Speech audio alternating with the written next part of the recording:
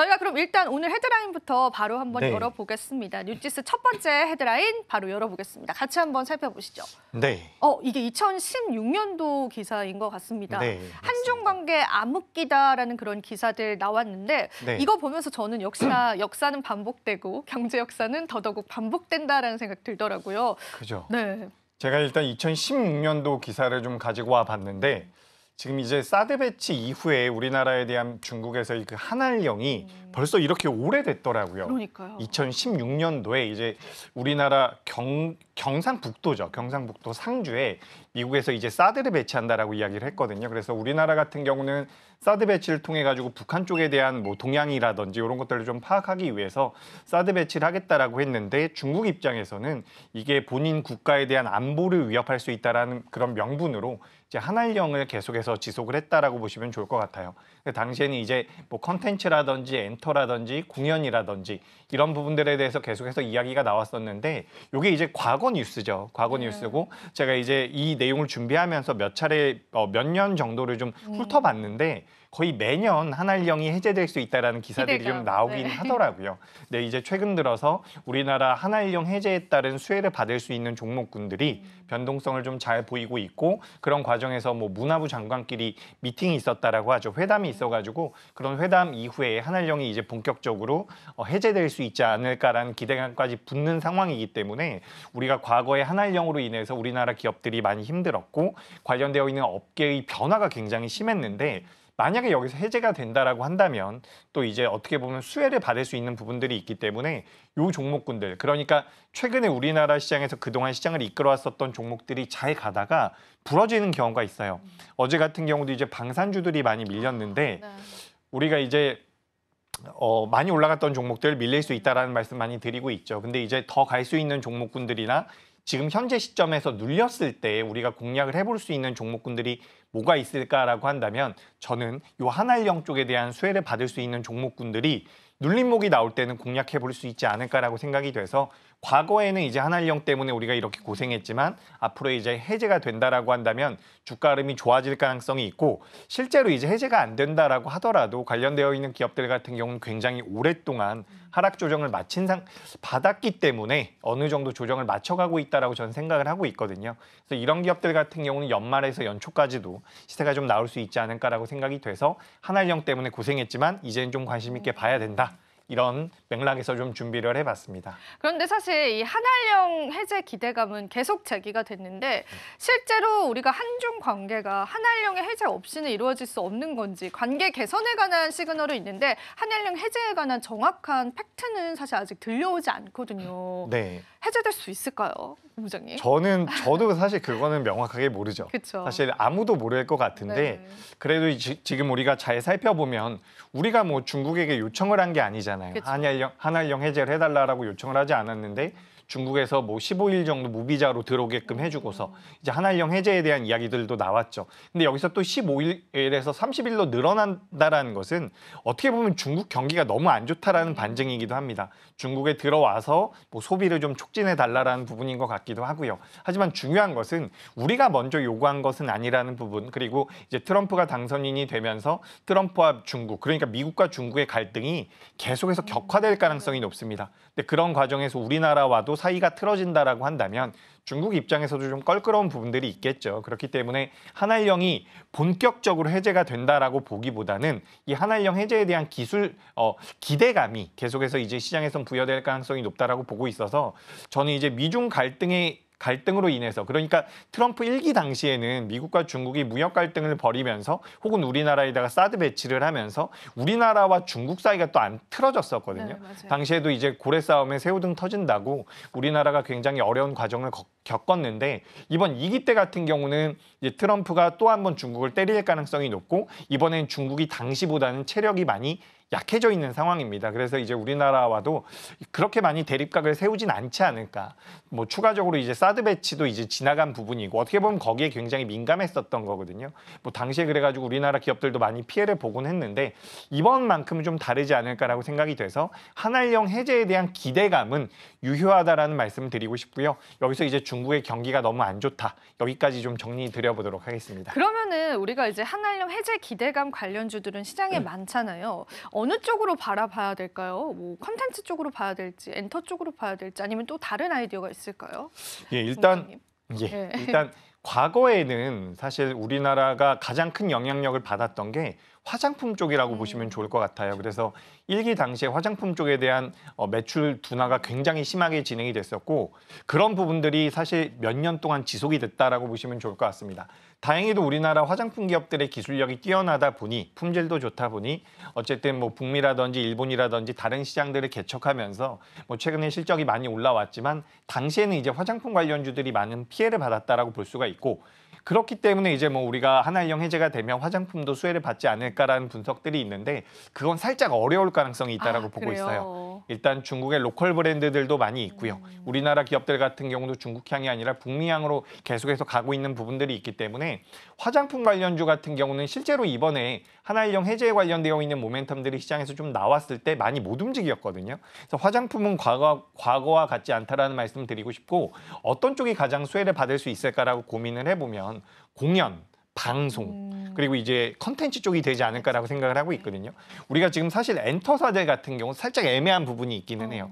그게 뭐냐면 이제 중국 쪽에 대한 한알령 규제를 받으면서 우리나라 엔터 산업들이 중국 쪽에서 좀 둔화된 부분들이 있는데 사실 우회적으로 많은 매출을 내기는 했어요. 그렇기 때문에 실제로 한알령이 해제가 되면 엄청나게 폭발적인 매출 성장이 나올 가능성은 낮다라고 보고 있어요.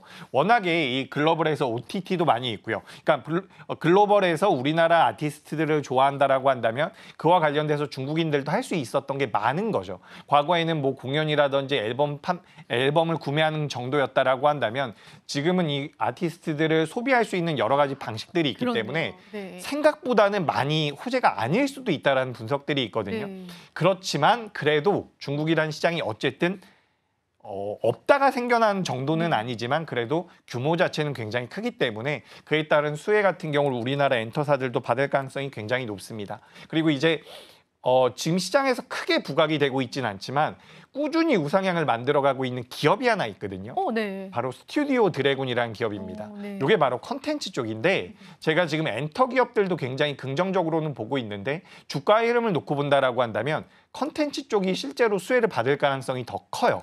물론 중국 쪽에서 불법적으로 컨텐츠를 가져간다라고 한다면 실적에는 영향을 주지 않을 수도 있지만 컨텐츠가 왜 가장 중요하냐면 실제로 이제 한알령 이전에는 우리나라에서 만드는 컨텐츠들 중에서 30% 정도가 중국향 매출이 나왔다라고 보시면 좋거든요.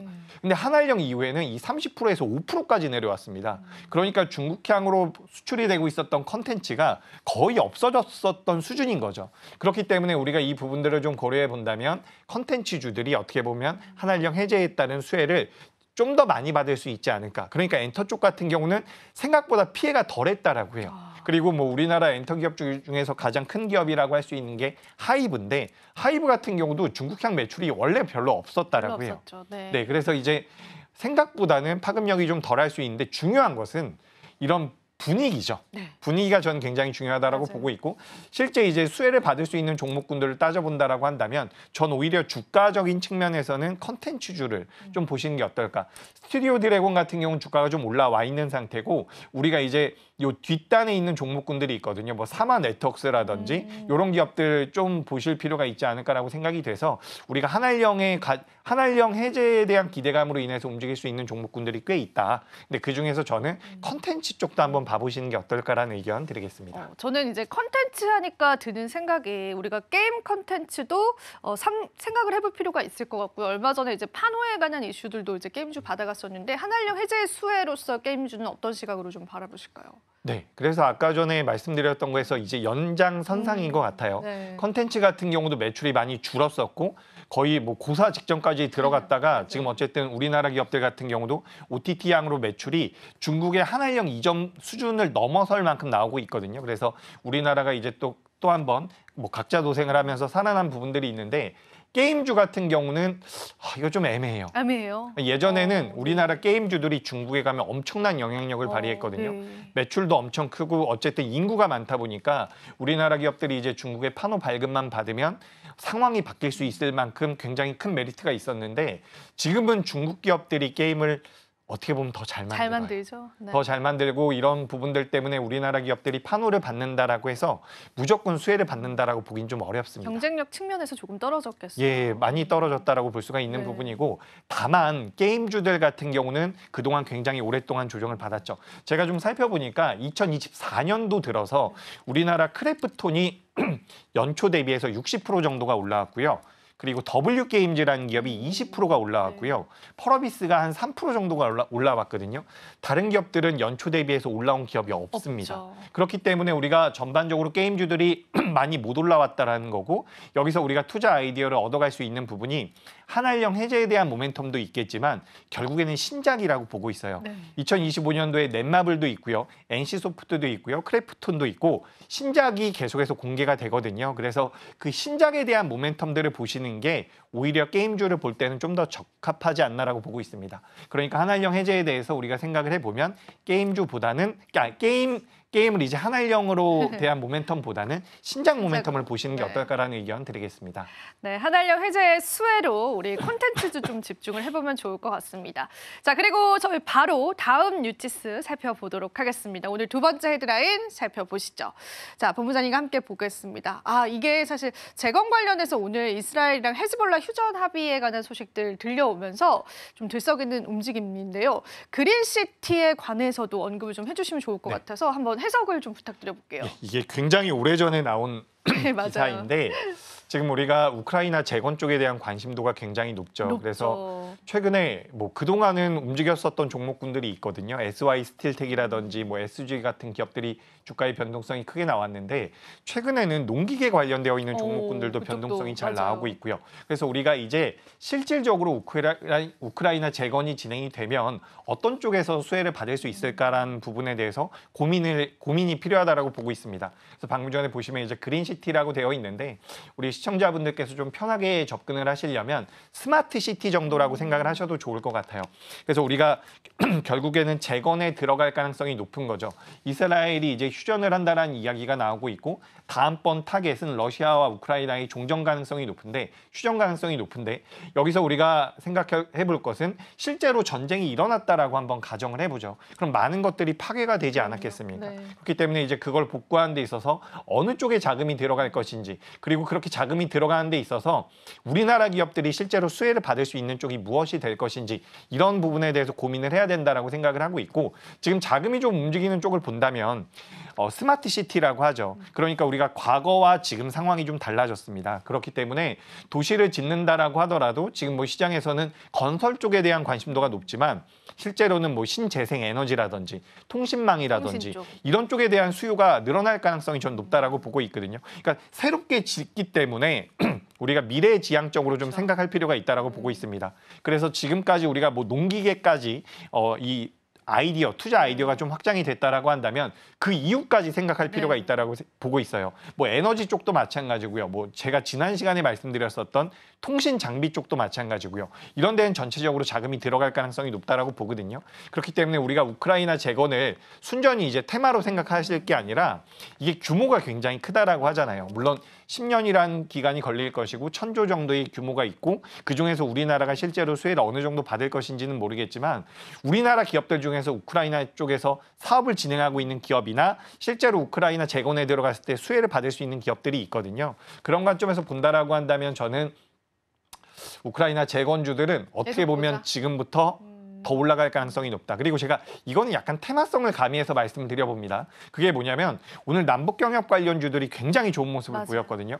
제가 경험상 이 건설주들 있죠. 소형 건설주들, 뭐 최근에 범양 건영이라든지 남부토건 같은 기업들, 뭐 이 우크라이나 재건 관련돼서 변동성 굉장히 크게 나오고 있는데 이런 작은 건설사들은 주가가 굉장히 오랫동안 못 움직였어요. 그렇기 때문에 움직임이 나오면 또 굉장히 탄력적으로 갑니다. 그렇기 때문에 우크라이나 재건 쪽에서 우리가 파생할 수 있는 종목군들, 테마성을 좀 가지고 있지만 건설 성향을 가지고 있는 종목군들 같은 경우는 우리가 계속해서 체크가 필요하다. 그리고 여기서 이제 투자 아이디어를 확대한다라고 한다면 스마트 스마트 시티와 관련되어 있는 뭐 스마트 그리드, 에너지 쪽, 전력 기기 쪽 이쪽도 보셔야 되고요. 뭐 최근에 이야기가 나오고 있는 것은 우크라이나 재건 사업에서 가장 많은 비용이 들어가는 곳이 이 교통이라고 하고 있어요. 교통 쪽이요. 교통. 네. 그래서 오늘도 이제 철도 관련되어 있는 종목들 맞아요. 변동성 나오고 있거든요.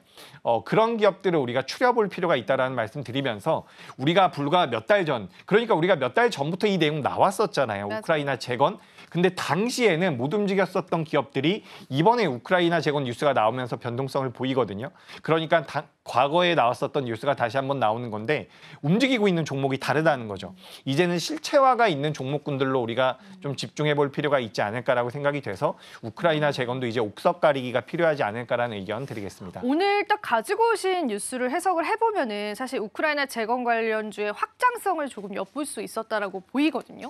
그러면 지금 많이 언급을 해주셨습니다. 통신 쪽, 교통 쪽, 그리고 뭐 에너지 관련해서도 그러면 우리가 지금까지는 건설주, 농기계까지 주목을 받았다면 지금 현재 시점에서 공략을 해본다면은 어떤 섹터 쪽 보는 게 좋다고 보세요, 본부장님? 저는 일단 아까 전에 말씀드린 그 실제로 우크라이나와 연관이 있는 기업들을 보시는 게 좋지 네. 않을까라고 생각이 돼요. 네. 지금 제가 몇몇 기업들을 찾아봤는데 우리가 이제 재건 관련주로 이미 변동성이 좀 나왔었던 기업 중에서는 도화 엔지니어링이라는 기업도 있고요. 네. 제가 그리고 우리 방송에서도 한번 소개드렸던 적이 있는 것 같아요.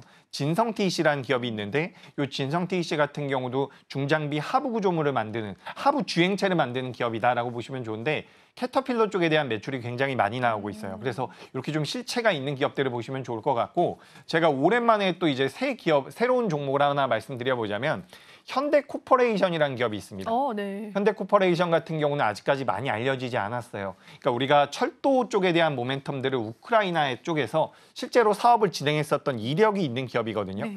2010년도에도 진행을 했었고 유지 보수까지 진행이 됐었는데 이제 우크라이나 쪽에서 그 교통과 수송 쪽에 대한 재건이 들어간다라고 한다면 우리나라 기업들이 수혜를 받을 가능성이 높아요. 근데 여기서 제가 좀 정치적으로 설명을 드려보자면 이렇게 생각을 한번 네. 해볼 수가 있습니다. 우크라이나라는 기업이 네. 나라가 어쨌든 네. 전쟁이 일어났죠. 상대 국가가 러시아입니다. 러시아와 친한 나라가 중국이에요.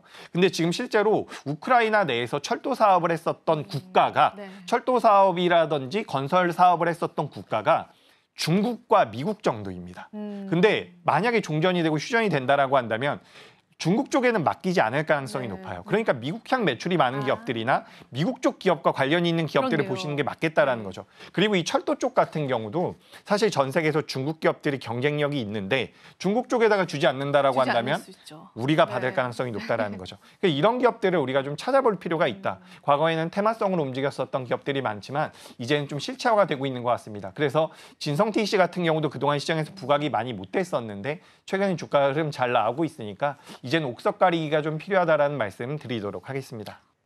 지금 바로 구독을 눌러보세요. 실시간 경제 뉴스, 투자 전문가들의 다양한 시황과 정확한 분석, 또 알찬 투자 정보까지 신뢰할 수 있는 저희 서울경제TV와 함께하세요.